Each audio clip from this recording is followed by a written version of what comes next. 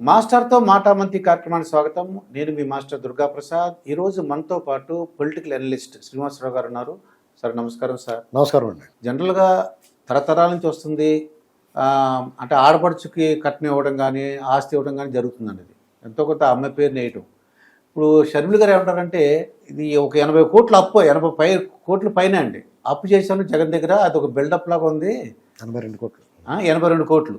ఇది ఎలా చూద్దాం సార్? ఇది తప్పే ఉందండి. ఇప్పుడు యాక్చువల్గా ఆ అమ్మాయికి వాళ్ళ ఆస్తిలో సరిసగం ఇవ్వాలి.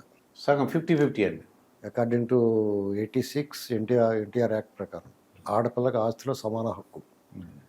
అది ఆవిడ హక్కు, చట్టం ఉంది దాంట్లో. మరి జగన్మోహన్ రెడ్డి గారు తనేమి సొంతంగా స్వార్జితమేం కాదు కదా, ఇది తండ్రి నుంచి వచ్చింది.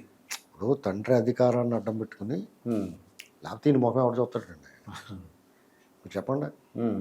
ఇప్పుడు రాజశేఖర రెడ్డి గారు ముఖ్యమంత్రి అవ్వకపోతే జగన్ ఏమన్నా పట్టించుకుంటాడా? అలాగా ఇప్పుడు ముఖ్యమంత్రి అయిన వాళ్ళ తనయుల్ని ఎవడ పట్టించుకుంటాడు? అవునా కదా? అవునండి. ఇప్పుడు ఎంతమంది లేరు? జనార్దన్ రెడ్డి గారు ఉన్నారు, మారి చరణారెడ్డి గారు ఉన్నారు, పివి నరసింహరావు గారు ఉన్నారు, కాసు బ్రహ్మానంద రెడ్డి గారు ఉన్నారు, కోట్ల విజయభాస్కర్ రెడ్డి గారు, చెన్నారెడ్డి గారు, ఎంతోమంది చేశారు కదా. వాళ్ళ పిల్లల ఆస్తులు అంతా వాళ్ళు ఏంటి పరిస్థితి? ఎన్టీ రామారావు గారు, ఇప్పుడు చంద్రబాబు గారు, వాళ్ళు ఏంటి? వాళ్ళ సామ్రాజ్యాన్ని వాళ్ళు సెపరేట్గా ఇటుక పేర్చుకుని నిర్మించుకున్నారు.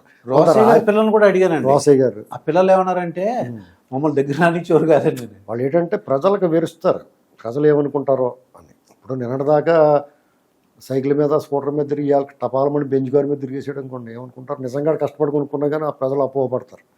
ఇది వరకు ఏం చెప్పుకునేవారు అనుకుంటారు? ఇలాగా రోజు ఓవర్నైట్ కొంచెం బాగుపడిన వాళ్ళని కోయంబత్తూరు నుంచి నోట్లు వచ్చేసినాయి అంట, ఆ బస్తాలే 2 బస్తాలు నోట్లు వచ్చినాయి అంటే దొంగ నోట్లు, దాంతో పెద్దడు అయిపోవడం చెప్పుకున్నాను. అవునండి. అంటే యాక్చువల్గానండి మన సమాజంలో ఇది మన సబ్జెక్ట్ సంబంధం లేదైనా చెప్పుకోవాలి. బాగా ఆస్తిపరుడై ఉంది, బాగా చాలా సంపన్నుడు, దెబ్బతినిపోయాడు అనుకోండి, రోడ్డు మీద పడిపోయారు అనుకో, ప్రజలకు వాళ్ళ మీద సింపతి ఉంటుంది. వాడు చాలా బాగా బతికాడు, ఒకప్పుడు ఇలా చేసినాడు, ఎవరికో దయ్యానికి ఏం పెట్టకపోయినా, దయ్యానికి కూడా పిల్లికి బెస్టం పెట్టకపోయినా వాడి గురించి చాలా గొప్పగా చెప్పుకుంటారు. అదే సైకిల్ షాపులోనో ఎక్కడో చిన్నగా పనికి చేరి హోటల్లో మెల్లమెల్లగా డబ్బులు కూడబెట్టుకుని అంచెలంచెలుగా ఎదిగినోడు ఉంటారు కొంతమంది. ఎగ్జాంపుల్కి రామోజీరావు గారు, ఆయన పచ్చళ్ళు అమ్ముకుని చిన్నగా చిట్ ఫండ్లు వేసుకుని మెల్లమెల్లగా ఒక్కొక్కటి నిర్మించుకుంటూ వచ్చాడు. 5 దశాబ్దాల ప్రస్థానం అది. అలాగే టాటా, బిర్లా, ఇలాంటి అంబానీలు వీళ్ళంతా కూడా మెల్లమెల్లగా సామ్రాజ్యాన్ని ఈరోజు ఈ స్టేజ్లో ఉండడానికి దాదాపు 4 దశాబ్దాల పైన పట్టింది. ఇతను ఏం పీకిడని వాళ్ళ అత్యంత సంపన్నుడైన ముఖ్యమంత్రిగా ఉంటాడు ఈ దేశంలో. ఏనాడైనా చిన్న వ్యాపారం చేసాడు, పద్ధతిగా ఉన్నాడని చెప్పేసి మీరు ఎప్పుడూ చూసారా? చదువు సంజలేదు, సరిగ్గా చదువుకోలేదు. వాళ్ళ నాన్న ముఖ్యమంత్రి అయ్యే ముందు ఏంటి ఆయన పరిస్థితి, ముఖ్యమంత్రి అయిన తర్వాత ఏంటి పరిస్థితి అందరికీ స్పష్టంగా తెలుసు. దురదృష్టం ఏంటంటే ప్రజలకి ఎవడు తినటం లేదు అనేటువంటి భావన అందరికీలో బలపడిపోయింది. అది జనరలైజ్ అయిపోయింది. దానికి కారణం కూడా రాజశేఖర రెడ్డే. దాన్ని అవినీతిని జనరలైజ్ చేసాడు. అంటే కొంతమంది ఏమంటారంటే 100 రూపాయలు సంపాదించుకున్నాడు అనుకోండి, మాకు 10 రూపాయలు ఇస్తారు కదా అని. అదేనండి. అదొక ఇప్పుడు ఎంత ఇచ్చినా వీరప్పని కూడా 8 దంతాలు అమ్మేసుకుని ఇచ్చిపోతాయి. అది కాదు లెక్క. అంటే జనరలైజ్ చేసారు. ఇది వరకు బిఫోర్ దట్ 2004కు ముందు ఈ రకమైన ఆరోపణలు, అపవాదులు, విమర్శలు వస్తే వాళ్ళు కొంచెం ఉలిక్కి పడేవారు, జాగ్రత్త పడేవారు. అవునండి. చెడ్డ పేరు రాకుండా చూసుకునేవారు. వీళ్ళు బరిదెగించేశారు. ఏకంగా 2 సార్లు కాంగ్రెస్ గవర్నమెంట్ వచ్చేటప్పటికి రాజశేఖర రెడ్డి పూర్తిగా లేడు కానీ, లేకపోతే ఈ జగన్మోహన్ రెడ్డి ఉన్న పాత్ర ఆయన పోషించేవాడు, గీసులు అన్నీ. అయితే మరి షర్మిల గారు కూడా ఆ మంచిలోని చెడ్డలోను రెండాట్లోనూ వాటా ఉంటుంది కదా ఆవిడకి. ఇప్పుడు వాళ్ళ నాన్నగారు చెడ్డ పేరు ఉంటే మనం విమర్శిస్తాం కదా, రాజన్ రాజ్యం ఏంటి అదేమన్నా గొప్ప రాజ్యం అని అంటున్నాం కదా, విమర్శిస్తున్నాం కదా. కాంగ్రెస్ని విమర్శిస్తున్నాం, షర్మిల గారిని, జగన్మోహన్ అందరినీ విమర్శిస్తాం కదా. అటువంటిప్పుడు మరి ఆయన ఒక్కడే కొట్టేస్తే ఎలాగా? అప్పుడు కొల్లగొట్టేసిన ప్రజాధనాన్ని అతను ఒక్కడో లాగేసుకుంటే ఎలాగా? అక్కడ అందులో కూడా న్యాయం చూడాలి. ఆటవిక న్యాయమో లేకపోతే దొంగల న్యాయం ఉంటుంది. ఇప్పుడు ఒక ఇల్లు దోసేసుకున్నాడు అనుకో, ఆ కూడా ఉన్న వాళ్ళకి కాకుండా వాడు అక్కడ దెబ్బతే ఏం చేస్తాడు? ఊరుకుంటారు వాళ్ళు. అంతే ఇది. పైగా ఆడపిల్ల. ఇప్పుడు ఇక్కడ చట్ట ప్రకారం నేరమా, ఆ పని చేయొచ్చా లేదా అనేటువంటి పక్కన పెడితే వాళ్ళకు కొంత డబ్బు ఏదో రూపంలో వచ్చింది అలా అని అడ్డం పెట్టుకుని దాంట్లో చిరుసగం ఆవిడకి ఇవ్వాలా ఇవ్వద్దా?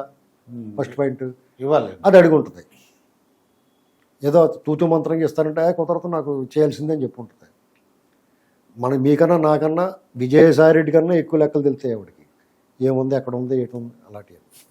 అలాగే రాజ్యాధికారం కేవలం ఆయన వాళ్ళ నాన్న బొమ్మ పెట్టుకుని వాళ్ళ నాన్న చనిపోయిన దాని మీద ఏడుపు మొహం వేసుకుని అందరి దగ్గర తిరిగి లఘు దిగువని రోధించి ఓట్లు తెచ్చుకున్నారు. మరి అందులో కూడా లెగసీలో కూడా ఓటా ఉంటుంది కదా. మరి ఈయన ముఖ్యమంత్రి అయిపోవచ్చు, ఆవిడ కనీసం ఎమ్మెల్యే కానీ ఎంపీ కానీ అవ్వదా? అవకాశం ఇవ్వడా? పోనీ ప్రజాక్షేత్రంలో కుదరలేదనుకోండి, వాళ్ళ అమ్మగారికి ఇచ్చాడు, ఓడిపోయింది. అలాంటి డౌట్ ఏమన్నా ఉంటే రాజ్యసభ పంపొచ్చు కదా, ఎంతమంది పంపలేదు నువ్వు? కాబట్టి ఇక్కడ డెఫినెట్గా ఆవిడ డెఫర్ అవ్వటంలో ఆవిడ వాదనలో న్యాయం ఉంది. ప్రజల పార్టీలో కాదు, వాళ్ళ కుటుంబ పార్టీలో ఖచ్చితంగా ఆవిడ వాదనలో న్యాయం ఉంది. మరి ఇవాళ ఆవిడే స్వయంగా తన అఫిడవిట్లో 82 కోట్లు అప్పుగా ఇచ్చాడంటే ఇంకెంత దారుణం ఉండేది. నువ్వు ఇవ్వాల్సిన ఆవిడ వాటా ఇవ్వకుండా ఆవిడకి 82 కోట్లు అప్పుగా ఇచ్చేవంటే ఇప్పుడు రేపు ఆయన ఏం చేస్తాడో చూడాలా. అఫిడవిట్లో బాగా ఇరికిచ్చింది, తన అఫిడవిట్లో చూపించాలా డబ్బు. ప్రాపర్టీ కదా అతనిది, అప్పు అంటే మళ్ళీ అప్పు ఇచ్చేసిందనుకో ఆయన ఆస్తి కదా. ఆ ఆస్తిలో మరి అంతకుముందు మరి చూపించాడో లేదో ఇవన్నీ బయటకు వస్తాయి. ఏమైనా ఒకటండి, తల్లి చెల్లి కూడా అతని వెనకాల లేరు. రాష్ట్రం ఎందుకు ఉండాలి, వెనకాల ఎందుకు ఉండాలి? ఓకే, నువ్వేమన్నా సర్వసంగ పరిత్యాగవా ఆలోచితరామలాగా, దూషణ భూషణ తిరస్కారాలకు అతీతుడివా, రాగద్వేషాలకు అతీతుడివా చంద్రబాబు లాగా? కాదు కదా. నీకన్నీ కుళ్ళు, కుత్సుతం, అసూయ, ఈర్ష్య, ద్వేషం, కడుపు మంట, సహించలేకపోవడం, అతిశయం, ఆడంబరం, అహంకారం, అధికారం, మదం అన్నీ ఉన్నాయి కదా. అంటే కక్షపూరిత చర్యలు, కక్ష, కార్పణ్యం, కసి ఇవన్నీ ఉన్నప్పుడు డెఫినెట్గా నువ్వు ఆవిడ చేయాల్సింది చేయాలి. కాబట్టి ఆ విషయంలో జగన్మోహన్ రెడ్డి గారు కుడితిలో పడ్డాడు డెఫినెట్గా. ఎందుకంటే వాళ్ళ అమ్మగారి చేత ఓటేయించుకోలేని పరిస్థితి, కనీసం ఎన్నికల్లో మా అబ్బాయికి ఓటేయండి అని చెప్పలేని పరిస్థితి. ఇప్పుడు వాళ్ళ అబ్బాయికి అమ్మాయికి కూడా చెప్పచ్చు, రెండు పార్టీల్లో ఉన్నా. ఇప్పుడు చెల్లెలు చెప్తున్నారు కదా ఓటేద్దని చెప్పేస్తున్నారు, డైరెక్ట్గా చెల్లెలు చెప్తున్నారు. ఆవిడ ఓటేయద్దని చెప్పట్లేదు కానీ ఓటేయమని కూడా చెప్పట్లేదు కదా. ఒకటే లాస్ట్ టైం పోయినసారి ఎన్నికలు ఏమని చెప్పింది, మా అబ్బాయిని గెలిపించండి, మా సన్నీని ఆ ముఖం చూడండి ఎంత అమాయకంగా ఉన్నాడో, వాళ్ళ నాన్న చనిపోయాడో చంపేశారో, వాళ్ళ చిన్నాన్ని చంపేశారు, ఈ అబ్బాయికి గాయం అయిపోయింది, చంపేయాలని చూశారు, ఒక ఛాన్స్ ఇవ్వండి మిమ్మల్ని అందరికీ బాగా పెడతాడు అని చెప్పింది. పెట్టాడు, ఇంకేం మొహం పెట్టుకొచ్చి చెప్తుంది. పైగా కూతురు కడుపు వీపీ అంటారు, దీన్ని కడుపు వీపీ అంటారు. కరవమంటే కప్ప కోపం, విడమంటే పాము కోపం. అంచేత ఈ విషయంలో పక్కదొప్పుకుంది ఆవిడ. ఇద్దరికీ కూడా దేవుడికే పరీక్ష పెట్టింది ఆవిడ. జగన్మోహన్ రెడ్డి దగ్గరికి వెళ్ళి ముద్దు పెట్టి దేవుడు ప్రార్థన చేసింది యేసు ప్రభుకి. షర్మిల గారి దగ్గరికి వచ్చి ముద్దులు పెట్టి దేవుడికి ప్రార్థన చేసింది. ఇప్పుడు దేవుడు ఎవరైపు ఉండాలి, న్యాయం వైపు ఉండాలండి. వీళ్ళు ఎలాంటి వాళ్ళు అంటే దేవుడికి కూడా పరీక్ష పెడతారు, వీళ్ళు సందిగ్ధంలో పడతారు. ఇది పరిస్థితి. ప్రజలంతా వీళ్ళ ముందు ప్రజలను చులకనగా చూస్తారు వీళ్ళు. కాబట్టి ఓవరాల్గా రాజకీయం ఒక చిత్రం మీద వీళ్ళు లేకుండా ఉంటే ప్రజలకి శ్రేయస్కరం. వీళ్ళు ఎవరు కనిపించకూడదు. ఆల్రెడీ రాజశేఖరుడు ఆత్మ ప్రేతాత్మ రెండు ఇంకా తిరుగుతూనే ఉన్నాయి. ఆత్మ కాంగ్రెస్లో ఉంది, ప్రేతాత్మ రాజకీయాలు వద్దని చెప్పేసి మానేసినాయి కానీ మాట్లాడుతూ ఉంది రాయమండ్రిలో కూర్చుని. ఇవన్నీ గమనించుకోవాలి అంతా. వీళ్ళ ఆచూకీ ఆనమాలు కనిపించిందంటే రాష్ట్రంలో ఇప్పటికే సకల దరిద్రాలు పట్టుకున్నాయి. ఇది అడుగెట్టిన తర్వాత రాష్ట్రం అడుగడ్డిపోయింది, అంధకారంలో పోయింది. వీళ్ళని వదిలించుకోవడానికి ప్రజలు కూడా సిద్ధంగా ఉన్నారు. అతను సిద్ధమా అన్నాడు, అవును మేము సిద్ధమనే రా, నువ్వు నీ సంగతి చెప్తా ఉన్నట్టున్నారు. వీళ్ళు సంసిద్ధం అంటారండి.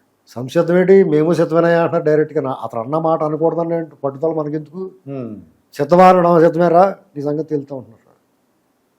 ఎక్కడా కనపడతలేదు మనిషి, పెట్టగాకి టుబాకు దెబ్బ దొరకట్లేదు. ఎంత నీచని దిగజారంటే ఒక కాలేజీ కూడా పిల్లల్ని సెలవు ఇచ్చేది అవుతున్నాడండి. డెఫినెట్గా వాళ్ళు చెప్తారు, వాళ్ళ మనసులో ఏముందో చెప్తారు. వాళ్ళ సస్పెన్షన్ ఇలాంటివన్నీ ఏంటండి ఇది. నువ్వు బలవంతంగా బెదిరించి భయపెట్టి ఎన్నాళ్ళు సాగిస్తా, అధికారాంతానికి వచ్చింది ఇక 20 రోజులు. అవుట్ ఏమన్నా షర్మిల గారు 82 కోట్లు తొందరలో ఇచ్చేస్తే ఆయనకి ఎలక్షన్లోకి వచ్చి పెట్టుకుంటారు. ఉమ్. వెనక్కి ఇచ్చేస్తే ఎలక్షన్ కదా అవసరం ఉంటుంది. కానీ ఆస్తిలో సగం రావాలని ఆవిడ ఎక్స్పెక్ట్ అది అలాగే ఇప్పిస్తారు. రేపు గవర్నమెంట్ మారిన తర్వాత గోల్డ్ లోన్ కొట్టి ఇప్పిస్తారు. అందులో మనం పోయిన కాడికి పోగా కిళమెక్కిన తప్పేళాలో మర చెంపులు ఇవన్నీ సిరిసాకం పనిచేస్తారు. ఎందుకంటే అలాగే ఆస్తులు అవన్నీ దొబ్బేసినాయి కాబట్టి గవర్నమెంట్ ఈడీ హ్యాండ్ చేసుకుంటారు, ఖజానాకి జమ చేస్తారు. అవి ఆ మిగిలింది ఒరిజినల్గా ఏముందో అది ఆవిడకి పంచిపెట్టేస్తారు. దగ్గరుండి పంచాయతీ చేసి పంచిపెట్టేయాలి. భారతీ గారి దగ్గర కూడా అప్పు చేశారండి, 4 లక్షలు అంతా ఉంది. ఏమన్నా అది చేయబోదులే ఉంటుంది. చేయవదిలి అది ఏమైనా సరే చెల్లెళ్ళకి ఏంటంటే వాళ్ళకి న్యాయం చేయాలని నాకు అర్థమవుతుందండి. ఏ అన్న అయినా సరే ఏమైనా కానీ ఎవరన్నా సాధారణంగా తోడబుట్టిన వాళ్ళకి ఎలాంటి కర్కోటకడైన కఠిన మనస్తత్వం ఉన్నా, ఒకవేళ అన్నగారు కఠినంగా ఉండి దూరంగా పెట్టినా వాళ్ళ వదిన గారు ఆడబిడ్డను సొంత బిడ్డలా చూసుకుంటారు. ఒకవేళ వదిన ఆడబిడ్డని కొంచెం దూరంగా పెట్టి కొంచెం విముఖత ఉంటే వాళ్ళ అన్నగారు బాగా చూసుకుంటారు. సహజంగా జరిగే కుటుంబాలు ఎక్కడైనా జరుగుతాయి. కొంతమంది ఇద్దరు బాగా చూసుకుంటారు. ఆడబిడ్డతోటి ఆడబిడ్డని ఇబ్బంది పెట్టకూడదు, ఆవిడ కంట కన్నీరు కారిస్తే అరిష్టం, కలకంట కన్నీరు వలకూడదు అనేటువంటి ఒక భావనలో సెంటిమెంట్ తోటి ఒక అనుభూతి. అంటే ఆడపడిచి ఆనందంగా ఉంటే అదే వాళ్ళకి అష్టైశ్వర్యాలు వస్తాయని ఒక నమ్మకం అండి. నమ్మకం. మన ఆంధ్ర వాళ్ళకి ఇక్కడ ఏం చేస్తున్నారంటే వెరైటీకి ఇద్దరు కలిపి మడత పెట్టేస్తున్నారు. దీని ఫలితం డిఫరెంట్గా ఉంటుందండి. ఫలితం చూస్తారు. ఇదండి శ్రీనివాసరావు గారితో జరిగిన ఇంటర్వ్యూ. మరొక ఇంటర్వ్యూతో మీ ముందుంటాను. మీ మాస్టర్ దుర్గా ప్రసాద్.